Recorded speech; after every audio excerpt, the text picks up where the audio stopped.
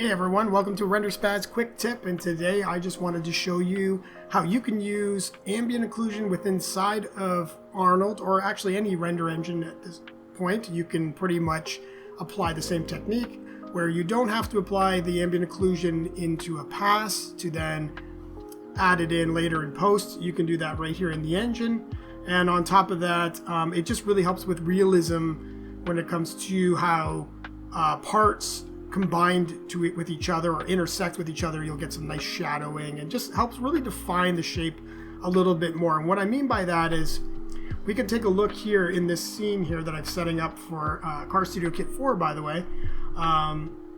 This is great because we can now really just have a look as we already have this well-lit scene that we can now see where I want to add some detail here. And by doing that with the ambient occlusion, that's going to help kind of just bring in some realism here, especially around like the creases where you can see here it's not too bad, right? You could still work with this, but this just helps give a little bit more of a better look. So let me bring in the material here, and we're just going to use this car paint shader. And so pretty much the way you can do this is by dragging out a layer or blend of material. Okay, so in this instance it's Arnold, which they use, they like to call it the layer shader, which in V-Ray would be called the blend shader. Same thing, so anything with a mix or a blend, you can do this where you have an input, right, where you can have the inputs here and the mix underneath. Should be pretty much relatively the same. And then from there we can now drag in mix 2, or actually sorry, input 2, and bring in another material. Surface, standard surface here. Okay, and we want to apply, make sure this map's applied now, which it is.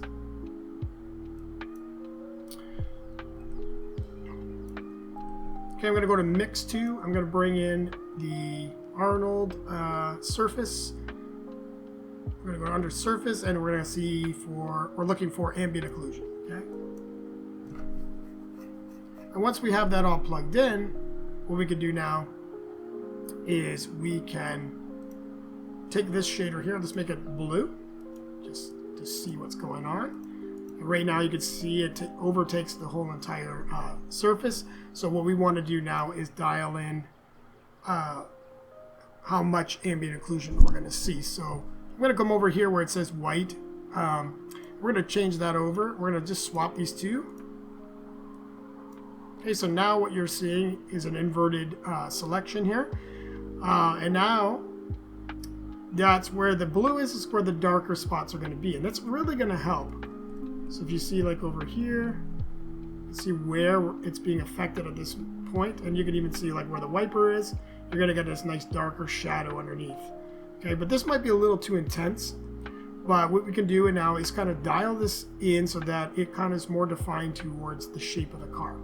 So by doing so, we're going to really bring out those lines. So let's go over to where it says spread, and we can start to kind of dial that back a bit.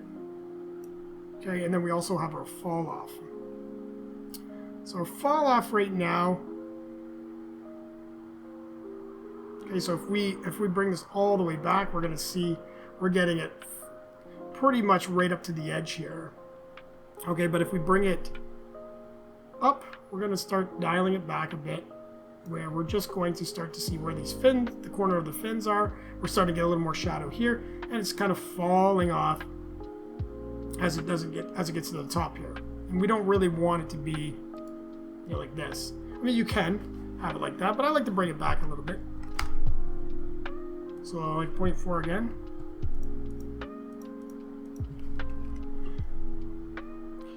So now, once we are happy with what the look is here, we're just going to come in and put this to the black. And now that's going to just help us with getting some realism here, okay? And so what you're going to see here, I'm just going to try to show you another area, maybe even in here. So we get it nice and dark in those areas. And so if we were to turn this off, you're seeing here it's lighter now. We bring that back in, a little bit darker. It just really helps when it comes to where you want those shadows to come in, right? We don't really want all the light to come in there. That's where it starts to not look as real. This will just help with the creases and some of the intersections between the pieces. So it just really gives us a little bit more shadowing. Yeah, and that's really going to help. All right, so at this point we can just play around. I'm just going to do a quick coloring here just to make it a little bit more interesting. Let's go with a red. That's metallic. This to it. Okay, this is just a quick shader here, and I'm just going to add quick paint shader. Set clear coat by 1, maybe 0.4 or so. So even with the color in, you're going to start to see we get these nice darker areas here. Okay, even like for the spoiler, or not the spoiler, but the little hump on the hood, it helps. It just darkens it up in these areas, and even like underneath the wiper blade, we're getting some nice spots there too. It just really helps, brings out the shape. So if you toggle this off again, you're going to see the difference right now. So let's just do that. Okay, let's bring it back in. Actually, I'm going to do a snapshot here, just so you can see this a little better. Okay. And then let's bring it back in.